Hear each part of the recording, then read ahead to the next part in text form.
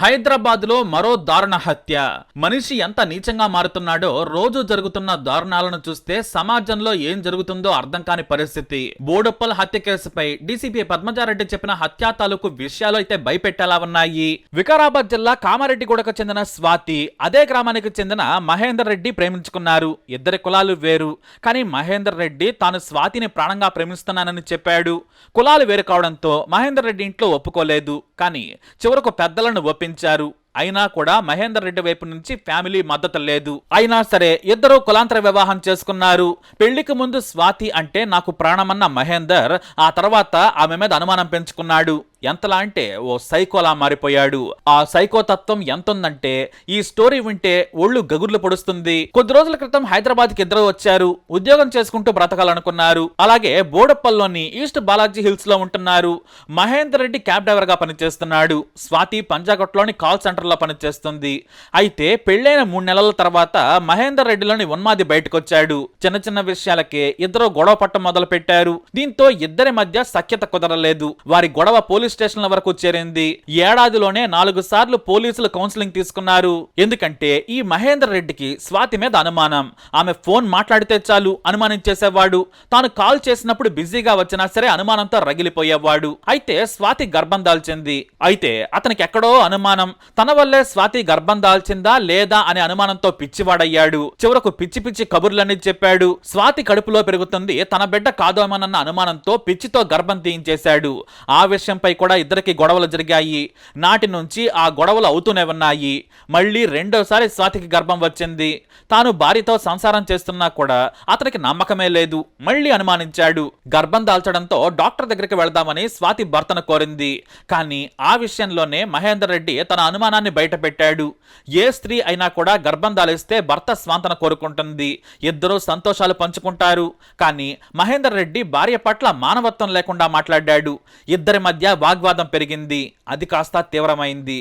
August 22న ఇద్దరు తీవ్రంగా గొడవ పడ్డారు. భార్య మీద అనుమానం అతన్ని ఉన్మాదిలా మార్చేసింది. నిజంగా భార్య వద్దనుకుంటే ఆమెతో దూరంగా జరిగితే సరిపోయేది. కానీ నా భార్య వేరే వ్యక్తి వల్ల గర్భవతి అయింది, ఆమెను చంపేయాలని ఊహాజనిత ఆలోచనలతో సైకో అవతారం ఎత్తాడు. ఎలాగైనా సరే స్వాతిని చంపేయాలి, అప్పుడే నాకు మనశ్శాంతిగా ఉంటుందనే స్థితికి చేరుకున్నాడు. హత్య ఎలా చేయాలనేది కూడా ప్లాన్ చేసుకున్నాడు. సరిగ్గా మీర్పేటలో ఆర్మీ మాజీ ఉద్యోగి గురుమూర్తి తన భార్యను క్రూరంగా చంపిన ఘటన మాదిరిగానే చేయాలనుకున్నాడు. గురుమూర్తి అత్యంత హేయంగా భార్యను చంపి మొక్కలు చేశాడు. ఆ మొక్కలన్నీ కూడా చెరువులో వేశాడు. సేమ్ టు సేమ్ అదే మటను ఫాలో అవ్వాలనుకున్నాడు మహేందర్ రెడ్డి. అంటే సమాజంలో జరిగే దారుణాలు మరిన్ని జరిగేందుకు ఆస్కారం కలిగిస్తుందనడానికి ఇదో ఉదాహరణ. గురుమూర్తి లాంటి సైకోను ఫాలో అయ్యాడు సైకోలా మారిన మహేందర్ రెడ్డి. భార్యను చంపిన తర్వాత మొక్కలు చేసేందుకు పదునైన హాక్సా బ్లేడ్ ను బోడప్పల్లో కొన్నాడు. ఎలాగూ ఇంట్లో గొడవ వస్తుంది, ఆ గొడవలోనే చంపాలనేది ప్లాన్. అనుకున్నట్టుగానే ఆగస్టు 23వ తేదీ ఉదయం ఇద్దరికి గొడవ మొదలైంది. భార్య తనను ఎదిరించగానే ఆమె మీద చేయి చేసుకున్నాడు. ఆమె ఎందుకు కొడుతున్నావని నిలదీసింది. అయితే ఆమె స్పృహ కోల్పోయేలా బలంగా ఆమె తల మీద కొట్టాడు. అంతే. ఆ తర్వాత స్వాతి ఓ గర్భిణి అన్నది కూడా చూడలేదు.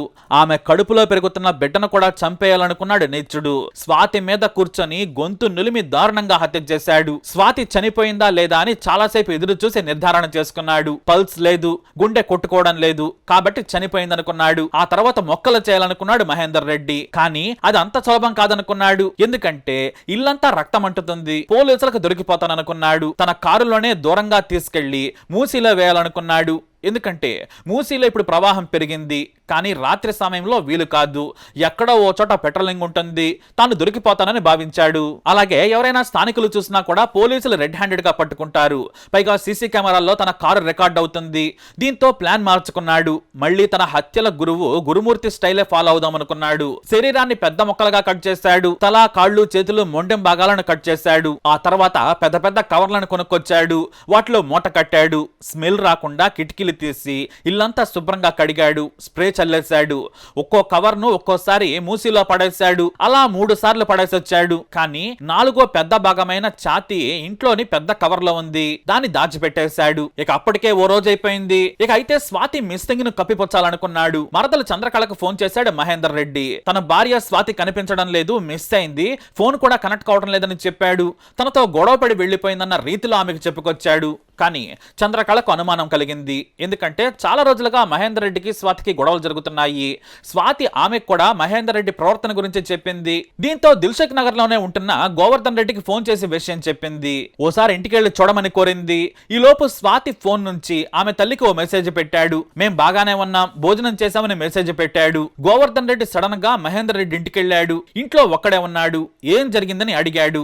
స్వాతి ఎటు వెళ్ళిందో తెలియడం లేదు, మేమిద్దరం గొడవ పడ్డాం, నేను ఆ మీద చేయి చేసుకున్నాను, కోపంతో బయటకు వెళ్ళిందని చెప్పాడు. మహా యాక్టింగ్ చేశాడు. కానీ ఇంట్లో పరిస్థితి చూసి గోవర్ధన్ రెడ్డికి అనుమానం కలిగింది. అయితే పోలీసులకు ఫిర్యాదు చేద్దాం పద అన్నాడు. దీంతో మహేందర్ రెడ్డి కాస్త భయం పట్టుకుంది. కానీ మంచి నటనతో తప్పించుకోవాలనుకున్నాడు. ఏమీ తెలియనట్టే బాధ నటిస్తూ గోవర్ధన్ రెడ్డితో కలిసి ఉప్పల్ పోలీస్ స్టేషన్ కి వెళ్ళాడు. అక్కడ తన భార్య కనిపించడం లేదని చెప్పాడు. కానీ మీ లొకేషన్ మేడిపల్లి పిఎస్ పరిధిలోకి వస్తుందని అక్కడికి పంపించారు. మేడిపల్లి పోలీసులకు గోవర్ధన్ రెడ్డితో కలిసి మహేందర్ రెడ్డి ఫిర్యాదు ఇచ్చాడు. ఇక గోవర్ధన్ రెడ్డి కూడా తాను ఇప్పుడే వాళ్ళ ఇంటికి వెళ్ళొచ్చాను, చంద్రకళ నాకు కాల్ చేసిందని చెప్పాడు. నేను కూడా ఇంటికెళ్ళి అడిగాను, నాకు కూడా స్వాతి కనిపించడం లేదని పోలీసులకు ఆయన వివరించి చెప్పారు. కానీ మేడిపల్లి పోలీసులు అతను ఫిర్యాదు చేస్తున్నప్పుడే అనుమానించేశారు. దీంతో పలుమార్లు తమదైన శైలిలో ప్రశ్నల వర్షం కురిపించడంతో తడబడ్డాడు. మొదట బాగానే ఏమీ ఎరుగినట్లు నటించిన మహేందర్ రెడ్డి పొంతనలేని సమాధానాలు చెప్పాడు. దీంతో పోలీసులకు అనుమానం కలిగిందని అర్థం చేసుకున్న మహేందర్ రెడ్డి తానే చంపానని చాలా కూల్ గా ఒప్పుకున్నాడు. దీంతో అతని పక్కనే ఉన్న గోవర్ధన్ రెడ్డి ఒక్కసారిగా వణికిపోయాడు. అతన్ని తీసుకుని మహేందర్ రెడ్డి ఇంటికి వెళ్లి పోలీసులు సెర్చ్ చేశారు. ఒక సంచిలో స్వాతి ఛాతి భాగం అలాగే ఉంది. దాన్ని కలెక్ట్ చేసుకున్నారు పోలీసులు. ఇక ఫోరెన్సిక్ క్లూస్ టీమ్స్ ఆధారాలు సేకరించారు. మొండానికి డిఎన్ఏ పరీక్షలు నిర్వహిస్తూ ఉన్నారు. మరోవైపు తాను పడేసిన శరీర భాగాల లొకేషన్లను పోలీసులకు చూపించాడు. పోలీసులు వాటి కోసం మూసీ నదిలో గాలిస్తున్నారు. కానీ కొద్ది రోజులుగా వర్షాలు పడుతూ ఉండడంతో మూసీలో నీటి ప్రవాహం ఎక్కువగా ఉంది. పోలీసులకు ఎలాంటి శరీర భాగాలు దొరకలేదు. అయితే అప్పుడే పోలీసులకు మరో విషయం తెలిసింది.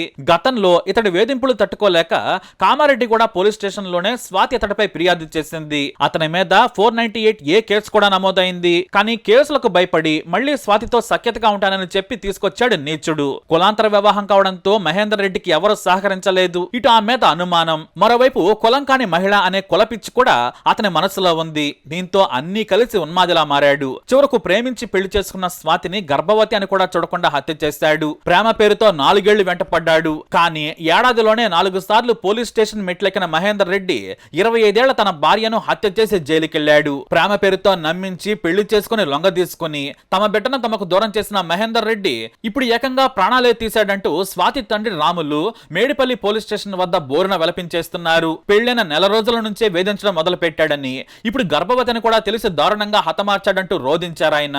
తమకు ఇష్టం లేని పెళ్లి చేసుకున్నా బిడ్డ బాగుంటే చాలనుకున్నామని, ఇలా జరుగుతుందని ఊహించలేదని తమ ఆవేదన వ్యక్తం చేశారు. అతన్ని ఉరి తీయాలంటున్నారు. మరి ఈ మహేందర్ రెడ్డిని ఏం చేయాలి? మీ అభిప్రాయాన్ని కమెంట్ ద్వారా తెలియజేయండి. ఈ వీడియో అప్డేట్స్ కోసం మా ఛానల్ ఫాలో అవ్వండి. అలాగే తప్పకుండా సబ్స్క్రైబ్ చేసుకోండి. వాళ్ళిద్దరూ కూడా డిఫరెంట్ కమ్యూనిటీస్ కి చెందిన వాళ్ళు. అతను రెడ్డి కాస్ట్, ఆ అమ్మాయి వచ్చేసి యాదవ్ కాస్ట్. సో వీళ్ళిద్దరిది కూడా లవ్ మ్యారేజ్. తర్వాత పెళ్లి అయిన తర్వాత అక్కడ వాళ్ళ ఊర్లో కొన్ని ఇబ్బందులు ఏర్పడడం వల్ల వాళ్ళు జాబ్ పర్పస్ సిటీకి రావడము. ఆ క్రమంలో వాళ్ళిద్దరు కూడా, అతను ర్యాపిడో డ్రైవర్గా జాబ్ చేస్తూ ఈ అమ్మాయి ఏమో పంజాగుట్టలో ఒక కాల్ సెంటర్లో వర్క్ చేసేది. ఇక్కడ మనకు ఫస్ట్లో చిలకానగర్లో ఉండేవాళ్ళు. దాని తర్వాత బాలాజీ హిల్స్ మేడిపల్లికి వచ్చారు. మళ్ళీ ఈ 1 year 4 monthsలోనే వాళ్ళు మళ్ళీ బ్యాక్ చిలకానగర్ వెళ్ళిపోయి మళ్ళీ బోడుప్పల్కి వచ్చి ఉన్నారు. సో ఇప్పుడు ఈ ప్లేస్ ఏదైతే ప్లేస్ ఆఫ్ అఫెన్స్ ఉందో ఇక్కడికి వచ్చి కేవలం 20 రోజులు అయింది. అయితే ఇది వీళ్ళ మ్యారేజ్ అయిన తర్వాత నుంచి బాగా ఇబ్బందులు ఉండడము, గొడవ పడుతూ ఉంటే ఊర్లో కూడా ఒక 498A కేసు ఒకటి రిజిస్టర్ అయింది వికారాబాద్లో. ఆ తర్వాత ప్రాపర్గా కౌన్సిలింగ్ చేయడం అవన్నీ చేసిన తర్వాత వాళ్ళు కాంప్రమైజ్ అయిపోయిన తర్వాత, క్యాస్ట్ ఎల్డర్స్ మధ్యన కూడా వీళ్ళు కాంప్రమైజ్ అయిన తర్వాత ఇక్కడ వచ్చి ఉంటున్నారు. ఇక్కడ ఉండి జాబ్ చేసుకున్న టైంలో ఈ అమ్మాయి కన్సీవ్ అవుతుంది. సో ఇప్పుడు కన్సీవ్ అవ్వడం కంటే కూడా ముందర ఒక 1 year బ్యాక్ కూడా అమ్మాయి కన్సీవ్ అయితే కూడా ఆ అమ్మాయికి అబార్షన్ చేయించాడు.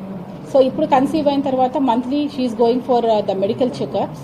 ఇప్పుడు నెక్స్ట్ మెడికల్ చెకప్ వచ్చి ఈ 27th August రోజు ఉంది. సో దాని గురించి వీళ్ళిద్దరూ గొడవ పడ్డము, చిన్న చితక వాటికి ఇద్దరు గొడవ పడడం జరుగుతుండేది. సో 22వ రోజు సాయంకాలము హస్బెండ్ అడుగుతుంది, నాకు మెడికల్ చెకప్ అయిన తర్వాత నన్ను మా పుట్టింటికి పంపించి అక్కడ వదిలేసి రండి అని అడుగుతుంది. సో దాని మీద పెద్ద గొడవ అవ్వడము, ఇద్దరు కూడా బాగా మాట అనుకొని చెప్పేసి ఆ రోజు 22 సాయంకాలము దాదాపు 2 గంటల వరకు కూడా వాళ్ళు గొడవ పడి నిద్రపోయారు. నిన్న 23వ తారీఖు అరౌండ్ 11 గంటలకి ఉదయాన్నే నిద్రలేసి అమ్మాయి ఇంకా పడుకొనే ఉంది. ఇంట్లో ఎవరికీ చెప్పకుండా బయటికి వెళ్ళిపోయాడు. బయటికి వెళ్ళిపోయి నా క్రమంలో మళ్ళీ తిరిగి సాయంకాలం 4 గంటలకు ఇంటికి వచ్చాడు. ఇంటికి వచ్చి రావడమే అమ్మాయిని బాగా కొట్టేసి స్ట్రాంగులేట్ చేసి బెడ్ మీద వేసేశాడు. So by the time she fell unconscious. ఈ లోపల ఎప్పుడైతే 22 సాయంకాలం ఈయన బయటికి వెళ్ళి వచ్చి గొడవ పడిన టైంలో he has preplanned motive ఈ అమ్మాయిని ఎలిమినేట్ చేయడానికి. సో బయటికి వెళ్ళి లోపలికి వచ్చిన టైంలో he bought 1 hacksaw blade Boduppal hardware షాప్లో కొనుక్కొని వచ్చి పెట్టుకున్నాడు. సో దాన్ని ఎప్పుడైతే అమ్మాయిని కొట్టి బెడ్ మీద వేశాడో ఆ అమ్మాయి అన్కాన్షియస్కి వెళ్ళిందో అప్పుడు ఈ యాక్సా బ్లేడ్ తీసుకొని ఆ అమ్మాయి head, legs and hands chop చేసేసి సపరేట్గా ప్యాక్ చేసేసాడు. సో దాన్ని ఏం చేశాడంటే డిఫరెంట్ చిన్నగా బయట పెట్రోలింగ్ ఇవన్నీ కూడా నడుస్తున్నాయి కాబట్టి చిన్న కవర్స్లో ఎవరికి అనుమానం రాకుండా ఒక బ్లాక్ కవర్స్లో కూడా దాన్ని చుట్టేసుకొని అవి తీసుకెళ్ళి ఆ మూసీ నదిలో పాడేయడం జరిగింది. సో దీనికోసం అని చెప్పి తల గురించి ఒకసారి కాళ్ళు, ఒకసారి చేతులు, ఒకసారి 3 సార్లు కూడా తిరిగి వాటిని చేశాడు. ఇక్కడ మనము కంప్లైంట్ రాసే క్రమంలో అతనితో మాట్లాడితే అప్పుడు he confess that he killed his wife and this is a case of brutal killing. పిల్లని కూడా దావకాన చూపించకపోతే గవర్నమెంట్ లో చూపించుకుంటుందంట, అడుకొచ్చుకొని తిన్నదంట. నిన్న మొన్న తెచ్చి పెట్టుకుంటూ రోజు తింటాడంట, బయట పోతాడంట. ఎట్లా నన్న వద్దు మంచిగా చూస్తే సార్ మంచిగా ఉంటుండని చెప్పినాం సార్. మేము పెడుతుంటాం సార్. ఏదన్నా నా బిడ్డని విడిచిపెట్టి పోనుండేవాడు. అందరు పెళ్లి చేసిరుగా సారు, వాళ్ళందరూ మాట్లాడాలిగా పిల్లతో. ఇప్పుడు ఎవరు మాట్లాడరంట. పిల్ల ఫోన్ చేసి ఎవడని కత్తా మా ఓలా అంట. అట్లా దానికి ఆ రీతి లేదు. ఆ దుడికి ఎట్లా అన్నదో నాకు కావాలి సార్. నేను తప్పుగా గొప్ప నా పిల్లని ఎట్లా పుట్టుకుంది, ఎట్లా చేసింది బ్యాగ్ మాట్లాడింది సార్. మంచిగా ఉండు అట్లా చెప్పింది. అయితే మళ్ళీ మొన్న అయితే మెసేజ్ చేసింది, హాయ్ అని చెప్పి పెట్టింది. ఈవినింగ్ కూడా మెసేజ్ చేసింది, నేను రిప్లై ఇవ్వలేను. ఇక పడుకున్నా. ఇక అంటే ఇంతకుముందు మహేందర్ నా కాలేజ్ దగ్గరకు వచ్చి మీ అక్కకు పిచ్చిలేసిందని చెప్పిండు. నేనేం చేసిన నమ్మి బయటికి వచ్చిన. నేను కాల్ చూసినాక డౌట్ వచ్చింది. నేనేం చేసిన మా అక్కకు కాల్ చేసి నేను వస్తా అని చెప్పిన. మా అక్కకు కాల్ చేసి తిన్నావా అట్లా అడిగి ఫోన్ కట్ చేసేసిండు. ఇంకా నేను ఈవినింగ్ వచ్చేసరికి మీ అక్కకి చెప్పకని చెప్పి మెసేజ్ పెట్టిండు. నేనేం చేసిన మా అక్కకు ఫోన్ చేసి ఇట్లా వచ్చిండు, ఎందుకు వచ్చిండు అని చెప్పేసి అన్నా. అమ్మకి చెప్పాలా అని చెప్పేసి అంటే అమ్మకి చెప్పకు, డాడీకి చెప్పక అని చెప్పేసి అన్నది. ఇంకా చెప్పి మా అక్క నువ్వు ఎందుకు పోయినావు, మా చెల్లెల దగ్గర పోవడానికి కారణం ఏందని చెప్పేసి అడిగింది. అంటే ఏం చెప్పిండో తెలియదు. మా అక్క అప్పటికి ఇక చాలా ఏడ్చి వెళ్ళిపోయి హాస్టల్ ఉంది ఒక 4 days. మళ్ళీ తనే తొలికొచ్చి ఉంచిండు. ఇక అట్లా వేసిండు. చాలాసార్లు ఆమెను మస్తు కొట్టిండు సార్, మస్తు హింసించిండు. ఆమె ఎంత కొట్టినా ఎంత వేసినా సరే మంచిగా అంటే ఏదో మీరు మాటలకు ప్రేమ అయితే చూపించిండు. ఇక నమ్మించిండు, ఇక మోసం చేసిండు. కానీ ఇప్పుడు ఆమె ఎట్లా చంపిండో అట్లా ఆ డెడ్ బాడీ తీసుకొని రావాలి, లేదంటే ఉరి శిక్ష ఇప్పియాలి. మీరే వేయాలి ఏదన్నా ఒకటి. చచ్చిపోతాం మేమైతే బతుకం. మా డాడీ కూడా ఆటో డ్రైవింగ్ చేస్తాడు. మా డాడీ పైన ఇంకా చాలా కక్ష. ఎక్కడి నుంచి వచ్చి ఎప్పుడు వచ్చి చంపేది తెలియదు. అదే చాలా సైకో సార్. అది ఎప్పుడు చంపేది తెలియదు. మా డాడీ లేకపోతే మేమైతే ఎట్లయినా ఉండం.